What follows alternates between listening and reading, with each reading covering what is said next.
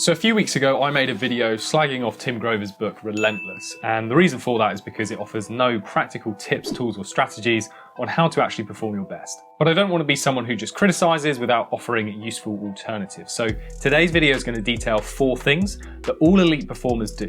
And this is backed by a large-scale scientific bit of research. They come from the book Great at Work by Morten Hansen, a management professor at the University of California, Berkeley, and is based on a large-scale survey he did on 5,000 people to investigate what separates the best from the rest. And his results produce 7 things that elite performers do, 4 of which are done as an individual and when working alone, and then 3 of which when working in collaboration with others. So today we'll just focus on the individual things, and maybe in a future video we'll look at the team and collaboration ones. So let's jump into each factor, explain what it's all about, and provide some really good, practical, tangible things that you can do to start increasing your performance. 1. Do less, then obsess. So what this means is that elite performers pick a few select key priorities and then obsess over improving those. The key to being a high performer is being busy, but being busy on the right things. Because unfortunately being busy has become synonymous with doing loads of things. But you can be and should be busy working on what truly matters to increase your performance and outcomes. So say you're an athlete and you decide, I'm going to take things up to the next level and do all the extra things to give you an edge. The problem with that is that you end up spreading yourself too thin because you try and nail everything, which usually includes a lot of things you're maybe not used to doing. So instead of trying to nail all your training alongside introducing intense recovery techniques, completely overhauling your nutrition, and tracking and altering your sleep patterns, just obsess over one of these at a time. Go hard on one thing until it becomes habit and then move on to the next thing. So spend 30 days going hard on overhauling your diet, obsessing over meal plans, meal prep, counting your macros, following an actual eating schedule. And then once that becomes the norm, you can then obsess over your recovery strategy. Because if you try to nail both of those at the same time, you're probably not going to make much progress on either, because you're probably going to be doing a lot of things that you're not used to. And that's going to take up a lot of time, energy, and effort. And so it's far better to do less, but then obsess on one thing at a time. 2. Redesign your work. So next up, basically what this means is that elite performers are constantly looking for a better way of doing something. And Hansen in the book details that a lot of professionals take into consideration what he calls the value equation. Value of work equals benefit to others, times by quality, times by efficiency. But you can change the benefit to others as the benefit to yourself if you're a student or an individual athlete or performer of some kind. And perhaps the best way of doing this is removing low value tasks and instead increasing your output on high value tasks, essentially trying to optimize everything to perfection. So an extreme example of this is someone like Tesla CEO Elon Musk, who apparently schedules his workday into 5-minute slots. Every minute of his day is accounted for, and this just stops any time being wasted or spent on things that don't actually matter or are not productive for him. And this does make sense. If you've worked in pretty much any job, and particularly a corporate one, you will know how much time gets wasted through the default 1-hour meeting slot, where most of the content could actually be covered in 22 minutes, or an agreed action could be taken within 14 minutes. So this principle is just about challenging defaults and instead experimenting to try and find ways of streamlining things as much as possible. 3. Don't just learn, loop. Right, so what we mean by this is that elite performers don't just learn stuff, they have a very deliberate cycle of how to actually implement what they learn. Elite performers are constantly going through an iteration cycle, which includes the following: doing the thing, measuring the impact or outcome, soliciting feedback, then modifying based on that feedback. And then the cycle starts again with more doing. And look, we're all guilty of not really doing this. If you're anything like me, you probably like reading self-help or smart thinking books, and these are always full of loads of practical insights and bits of wisdom.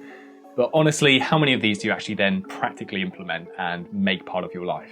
So that's what we mean by don't just learn, loop. You've actually got to take active efforts to implement the things you're learning. Otherwise it is just a waste. So a big thing that relates to this idea and was really hugely beneficial for me was something that happened a few years ago. So when I was at university, I had to write weekly essays, and these essays would then always get a few bullet points of feedback. What I did for so long was just read over those feedback bullet points once when I got the essay back initially, and then kind of forget about them. And next time I would just write in a similar fashion and approach an essay in the same way.